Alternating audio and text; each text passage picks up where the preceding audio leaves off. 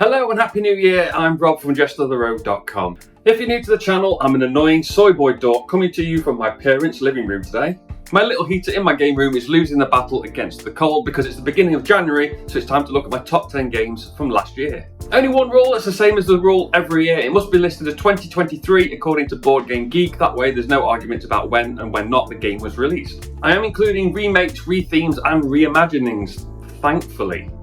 So subscribe to the channel for just 2 board game videos a month, and if you check out the link to my new Patreon for just $1 or £1 a month, you can help get that video count up to 3. You lucky people.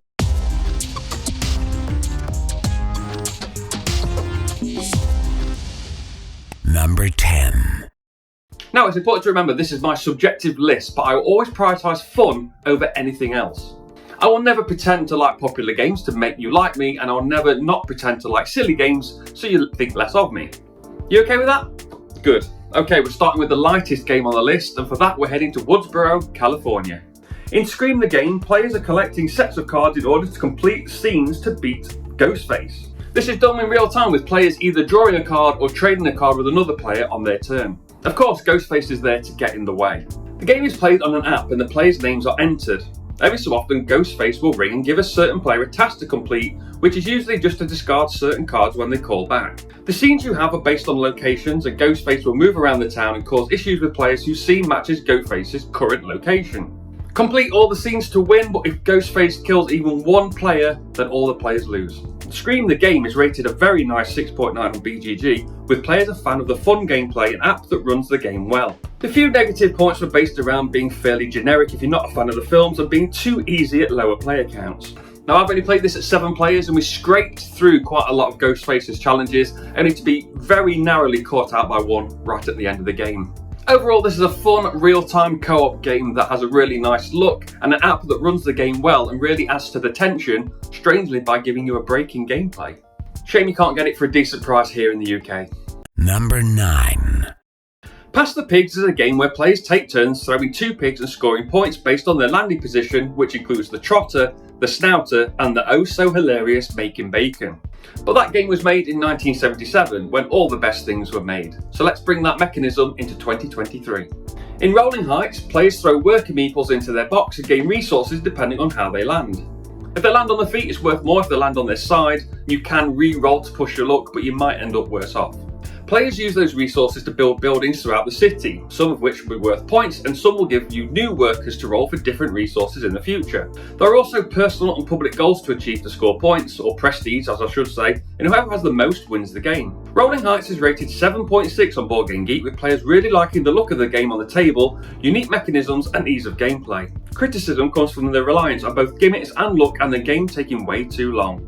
Yes, it does look really good on the table and the Pass the Pigs mechanism is really good when it works for you. It is frustrating to see people get 5 to 6 resources and you to only get a mere 2 just because of how meeples landed in a box. And this reliance on luck is where the issue of the game going on much longer than its stated 60 minutes comes from, especially with a fairly complicated teach. But having said that, it is fun overall when those few turns go your way. The very, very few times they do. Number 8. So from one city builder relying on a gimmick to make it interesting, to another.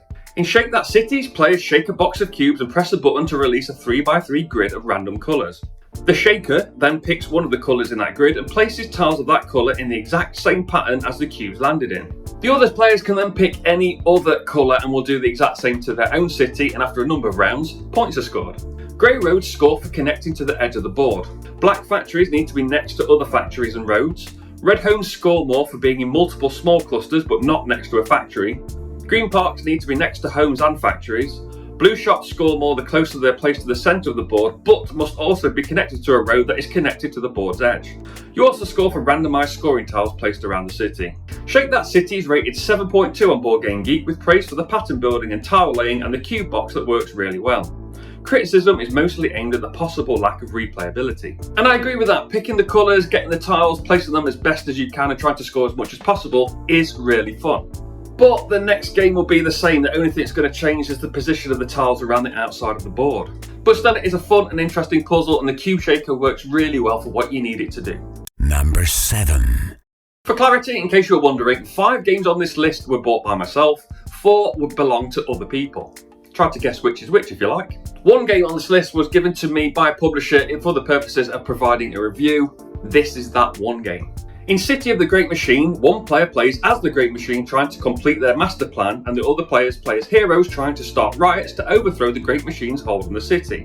The heroes move their heroes and the Great Machine moves their servants by action programming. The Great Machine first, they spend bonds to arrest citizens and place raids in areas of the city they think heroes will move to so they can arrest them too. Then the heroes spend trust to take actions around the city, such as getting citizens on side and starting riots. There is more to it than that, obviously, with things like each tile in the city having its own ability, but basically the heroes are trying to gather support to start riots, and the Great Machine is trying to hold those riots off in order to complete their master plan. Various successes of the Great Machine and failures of the heroes advance the master plan. The Great Machine will win if they get to the end of the track before the heroes start 3 riots. City of the Great Machine is rated 7.9 on BoardGameGeek, with players praising the theme and cat and mouse style gameplay. But players are down on the game length, the slow, dull start for the Great Machine player, and it's better solo or 1v1. Yes, this isn't just 1 versus many, it's also 1 versus 1 and co-op. And it's very good. It's not the best 1 versus many game of 2023, but it's top 2. Number 6. Now, I'm not a fan of Art Nova, but I do like that action selection system where the further right a card is, the more powerful that action becomes. But when you take that action, that card is moved to the very left and the rest shuffle up. Civilization New Dawn did it first, I think, and it's got a better game behind it. In Disney Animated, players use that same action system but cooperatively trying to paint scenes from a classic Disney movies while the villains of those movies try to hinder the players. Animation and Paint let the players take those actions to draw cards and gain paint tokens respectively.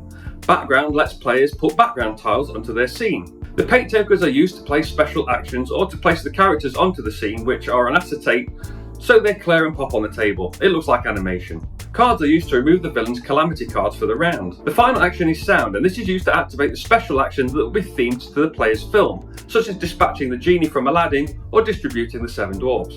At the end of the round, the top villain will activate their calamity effect once for each remaining calamity in play. Players need to have completed all their scenes before the timer reaches the end in order to win. Disney Animated is rated 7.6 on BoardGameGeek, with players enjoying the cute theme and Disney connection. But they are down on the bland gameplay and lack of interesting choices from turn to turn. Now, I really enjoyed this because I've played it with good people, but it is definitely susceptible to the quarterback player. It does look great though. Number 5. From Disney to, well, Disney, but it's Marvel, so it's different. In Marvel Age of Heroes, players play with a team of 2 X-Men and go out to defeat villains and complete objectives. Now, this has been done before, obviously, but what attracted me to this game is that it's worker placement. That's right, it is a Marvel-themed Euro game. It's basically a reworking of Lords of Waterdeep from the same designer. The worker placement spaces are locations and friendly characters from the X-Men universe that give resources or allow characters to take actions such as drawing more cards and gaining abilities. Each of the pairs of characters also has their own abilities, which means each of the teams in the game plays slightly differently. They're also made up of really nice acrylic standees. The X-Jet space allows characters to go on missions to deal damage to villains in order to try and defeat them for points. These baddies are randomly assigned from the thematic selection, so you don't know who you're going to get, but it will make sense based on the scenario you're playing. And when the biggest of these bad guys is defeated, depending on which of the 3 scenarios you're playing, the player with the most points wins. Marvel Age of Heroes is also rated a very nice 6.9 on BoardGameGeek, with players enjoying the simple rules of what they say is essentially a better version of Lords of Waterdeep. But players are down on the unclear rules, balance issues, reliance on luck, and overly long game length. But I like a worker placement game with an interesting theme, especially a bright and colourful one set in the Marvel universe. You can decide yourself if you think the theme is pasted on. For me, it could go either way, but it is a fun game. Number 4. Moving away from Disney, temporarily, to the first of 3 Kickstarters on this list, and we're going to Ancient Egypt. Archives is a legacy-style campaign game, so I'll keep this spoiler-free, where players cooperatively explore ancient Egyptian tombs to complete scenarios and try not to suffer too many injuries. There is a scenario book showing you what each of the scenarios is about, and each scenario has a box that contains all the cards and components for that scenario. The map looks cool as it uses the box lids to create depth in the tomb you are crawling through, and the minis for the explorers and monsters are pretty good. Monsters can cause injuries which are temporary, but too many injuries can lead to the explorer gaining a more permanent trauma which has a negative effect. Players take actions to search, move, support, and fight, and will use the dice and their abilities to maneuver their way through the tomb and try and complete the scenario. Between scenarios, there's a camp phase where you do a bit of clean up and also upgrade your characters. I don't want to say anything else about the game due to spoilers, but if you get the game then you can play through the tutorial or watch the video of me playing through it. People who have played it rate Archive 7.9 on BoardGameGeek, with players praising the simplicity of gameplay that allows them to enjoy the story as it unfolds. Negatives come not just from the game being too simple, but also that some components are below average quality, especially the boxes and the rules could have been clearer in some cases.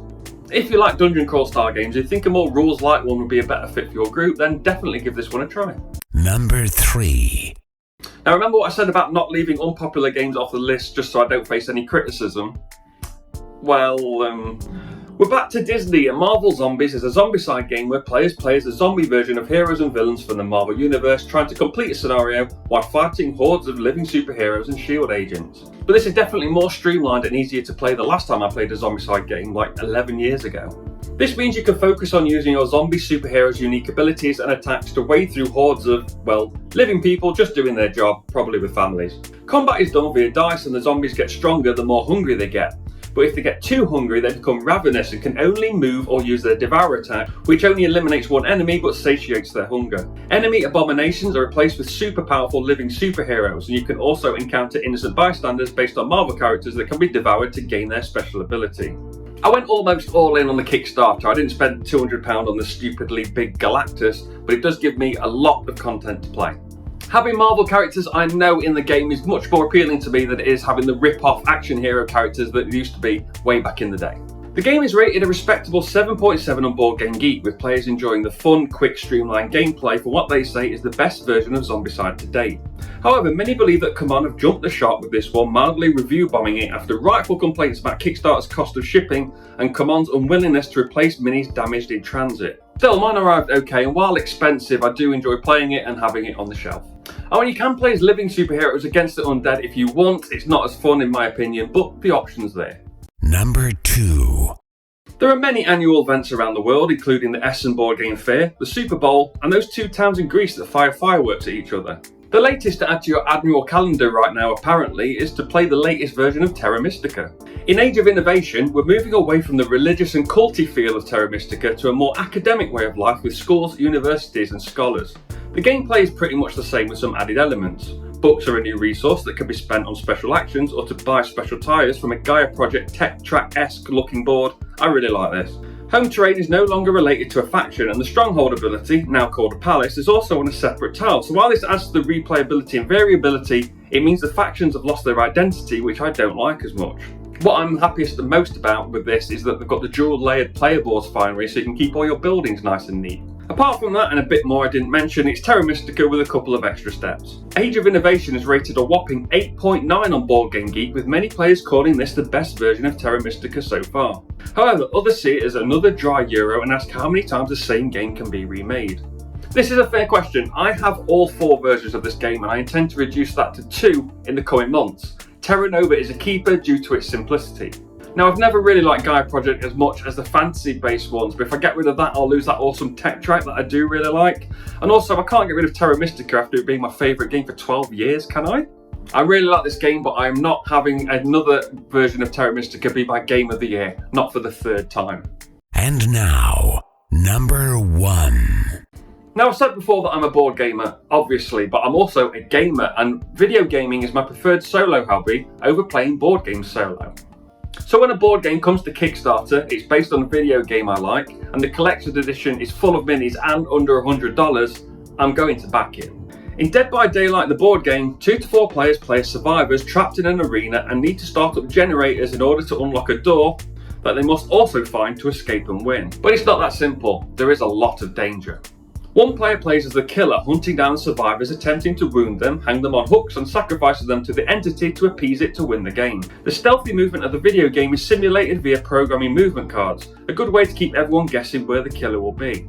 The arena is filled with tokens representing not only these all-important doors, generators and hooks, but also equipment for the survivors and other video game references to help both sides. Timing-based skill checks from the video game are done via dice rolls, which adds randomness and extra tension when taking key actions. And I really like that tension, and also the number of survivors and killers you have to choose from, especially in the collector's edition.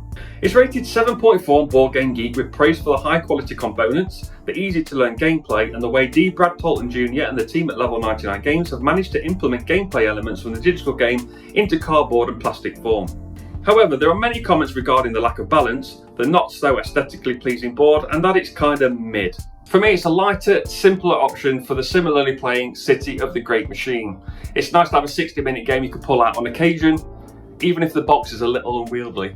Thanks for watching. Let me know what your favourite games of 2023 were so I can look them up and make sure they're on my radar. Remember to like, share and subscribe and all that good stuff. It really helps the video get out to as many people as possible.